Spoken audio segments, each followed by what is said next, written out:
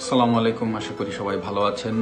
যদিও ভালো আছেন কথাটা এই মুহূর্তে ঠিক বলা ঠিক কিনা, কারণ সবাই মানসিকভাবে বিপর্যস্ত। বিশ্বকাপে সেমিতে খেলার সহজ সুযোগ হেলায় হারায় এবার খেপলেন মাশরাফি বিন মুর্তজা।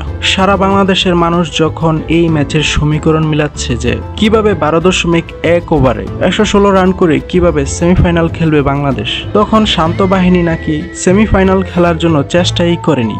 মাশরাফি বিন মুর্তজা বলেন, এই ম্যাচ 12.1 ওভারে জেতার জন্যই খেলা উচিত ছিল বাংলাদেশে, আর সেটি করতে গিয়ে যদি 50 রানেও অল আউট হয়ে যেত বাংলাদেশ দল, তাহলেও দর্শকরা সেটিকে সহজভাবেই নিত।